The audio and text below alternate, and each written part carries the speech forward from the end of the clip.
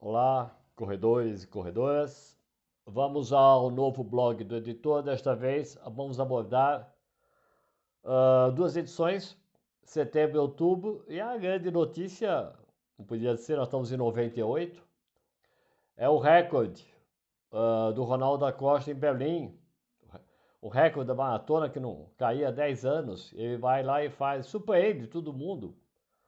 E consegue uma marca incrível. Mas esse é o destaque da cobertura agora, tá bom? Vamos lá. Ah, a edição de setembro, ainda atrás da capa, diversas matérias sobre Auxiliadora Venâncio, participa da Ultra de Cubatão, 100 km, e consegue 7 horas e 20, e é a quarta melhor marca do mundo para os 100 km. Tem a cobertura da 10 milhas garoto, que é uma prova obrigatória, cobertura nossa, porque é uma prova bonita, bem feita, é muito legal mesmo, valia a pena conhecer sempre. Bom, a revista, eu não vou falar muito sobre a sessão de cartas que pegava várias páginas da revista, mas a gente sempre dava atenção para todo mundo, lógico. E como eu falei outras vezes, o nosso foco, a gente recebia cartas pedindo, pô, coloca minha foto aí, eu com meu cachorro, eu aqui com minha família, sei lá. Mas eu falava, pessoal, não é isso, o conceito da revista é valorizar os corredores, e especialmente também a questão das equipes. Então, volta e meia, publicava fotos, mas de equipes. Equipes informais ou informais, aquela, olha, fomos viajar, não sei o quê, corremos e gostamos. Pronto, é uma forma de valorizar os grupos de corrida, que não eram como agora, predominantemente agora, são equipes de corrida de treinadores, né? E na época não havia quase treinador. Então eram equipes de fábrica, equipes de... Prefeituras montavam umas equipes, colegas do parque, não sei o quê, onde se treinava.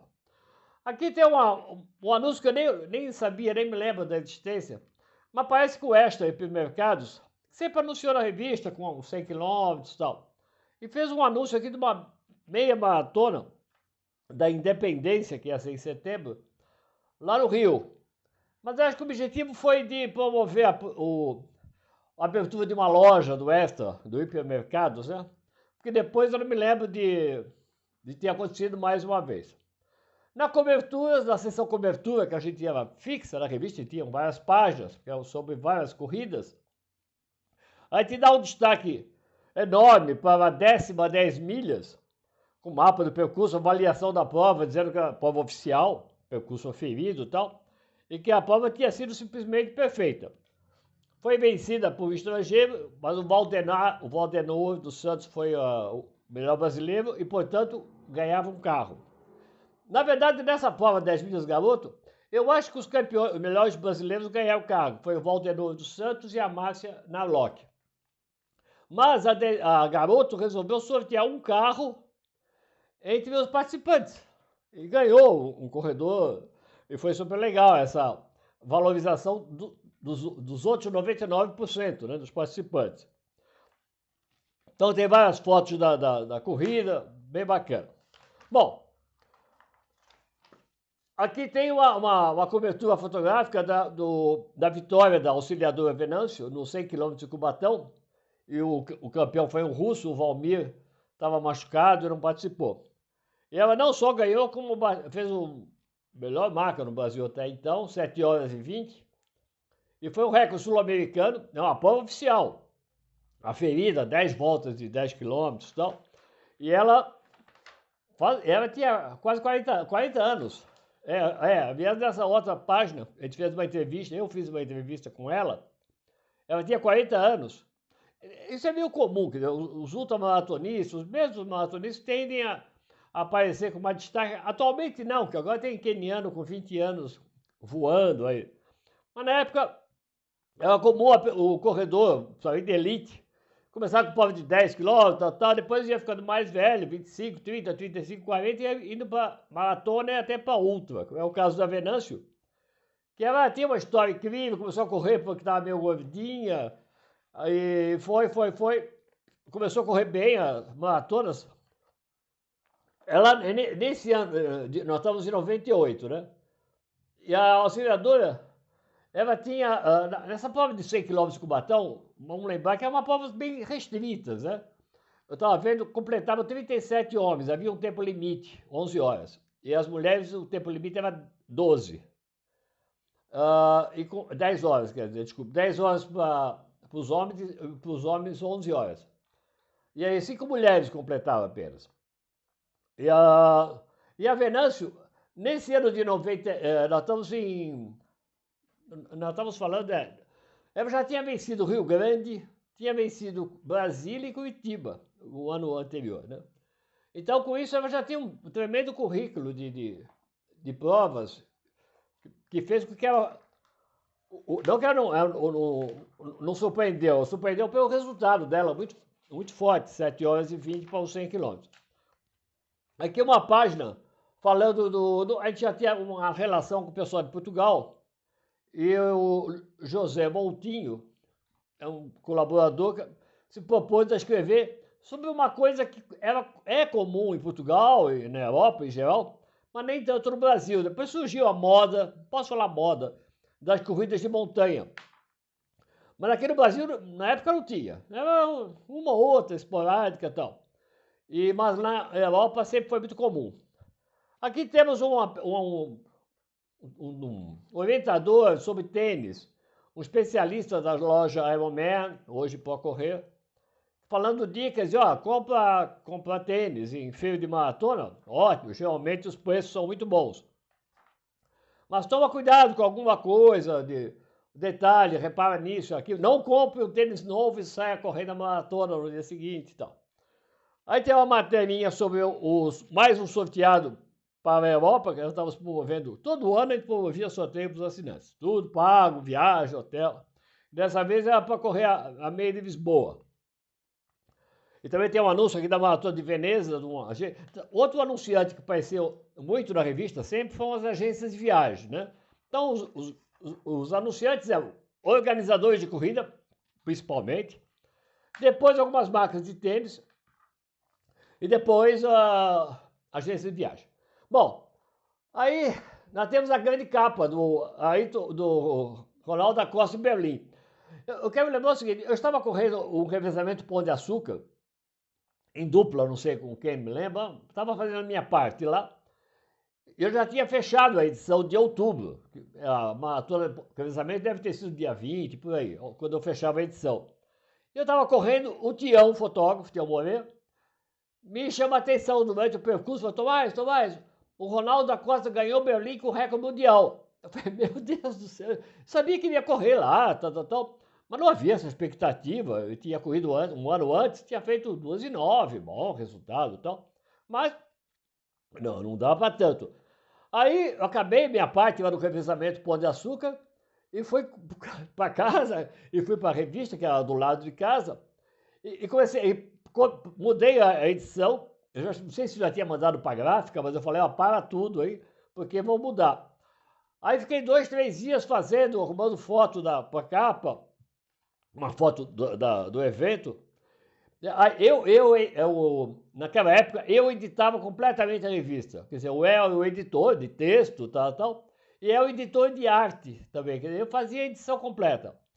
Fazia com base numa cartilha que eu tinha recebido da Márcia Gregori, que é uma editora de arte, e depois ela volta a editar a revista mais tarde, que ela falou, Tomás, eu estou muito atrapalhada, acho que dá para você fazer sozinho. E eu fazia edição de arte também.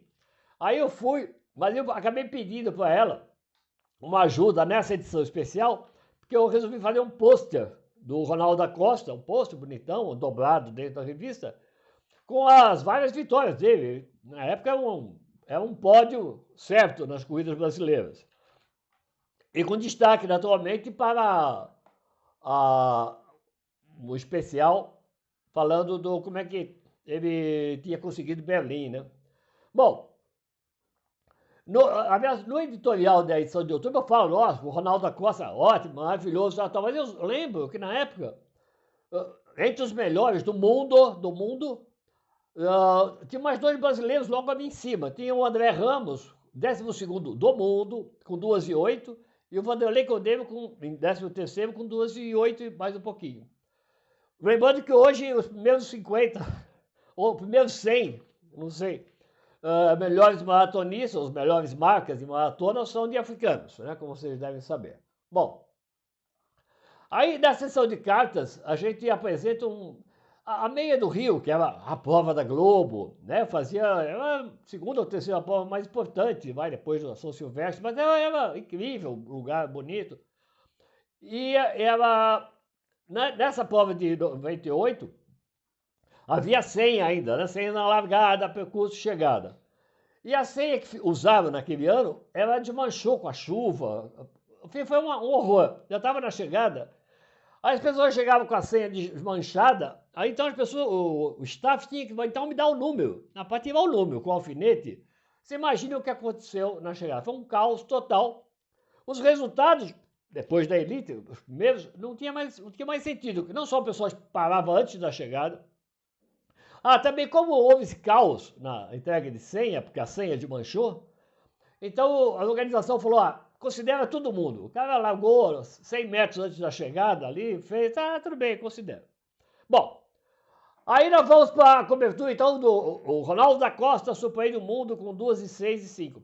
Mas temos que lembrar que na época o recorde mundial era 2:06:50. Era de um etíope, Belainei Dinzano, e que tinha já 10 anos esse recorde, tinha sido feito em Roterdã.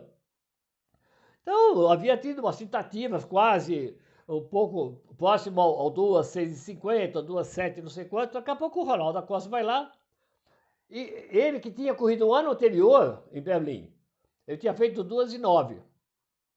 Aí ele vai e surpreende. A prova tinha participantes de bom nível, tal. O Ronaldo da Costa largou muito bem, mas ele ficou no segundo pelotão. Na segunda parte ele voou, começou a correr abaixo de 2:50. E pela primeira vez alguém faz um split negativo, que é correr a segunda parte mais rápida que a primeira. Ele simplesmente faz 1:23 na segunda parte. Nunca ninguém tinha feito um resultado como esse numa maratona, uma segunda parte, né?